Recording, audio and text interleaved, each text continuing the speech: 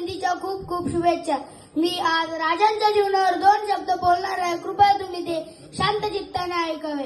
राजांच्या स्मृतीस मी त्रिवार मुद्रा करून माझे 2 शब्द सुरू करतो. महाराष्ट्र ही आदिलशाही व निजामशाहीच्या तावडीत होती.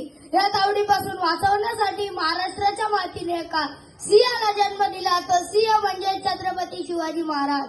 छत्रपती शिवाजी महाराजांचा जन्म 19 फेब्रुवारी 1630 रोजी शिवनेरी किल्ल्यावर झाला.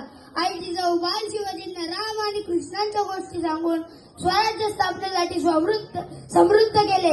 एक जो असा राजा ज्यानं वयाच्या 7व्या वर्षी स्वराज्य स्थापनेचे स्वप्न बघितले आणि 16व्या वर्षी पूर्ण केले.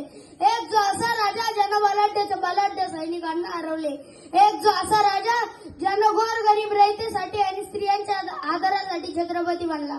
छत्रपती शिवाजी महाराजांची सारखं जीवन करायचं असेल तर त्यांचे विचार आचरणात आणायला लागेल. कोणी गाडीवरती राजा नाव टाकून नाही चालत तर त्यांच्यासारखं शौर्य पाहिजे. कोणी हातावर छत्रपती नाव गोंधून नाही चालत तर त्यांच्यासारखं बळ पाहिजे. कोण छत्रपती शिवाजी महाराजांसारखी दाढी वाढून नाही चालत तर त्यांच्यासारखं तेज पाहिजे. कोण छत्रपती शिवाजी महाराजांसारखी चंद्रकोर लावून नाही चालत तर त्यांच्यासारखं बुद्धी त्या डोक्यात पाहिजे. आजची नवी पिढी मोबाईलच्या मागे लागली आहे आणि त्या मोबाईलमध्ये बघतात तर काय पबजी आणि फ्री फायर.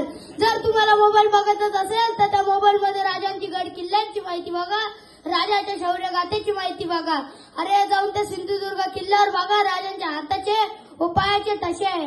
ज्या हाताने राजांनी अफजल खानाचा कोथळा पाडला, ज्या हाताने राजांनी शास्त्या खानाचे बोट कापले, ज्या हाताने राजांनी गोरगरीब रयतेला वाचवलं.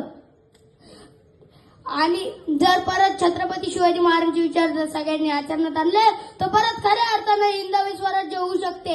मी जाता आता एवढंच बोलू इच्छितो. जो 65 किलोची तलवार वागवतो त्याचं नाव यसाजी.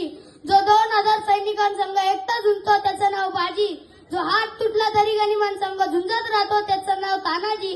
जो घोडा दिल्लीहून पुन्हा 8 तासात आणतो त्याचं नाव संताजी. जो शत्रूच्या छावणीत घुसतो छावणीचा मुकुट तोडून आणतो त्याचं नाव धनाजी.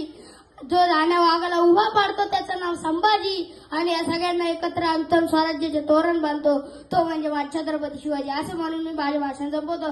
जय भवानी जय शिवराय. छत्रपती शिवाजी.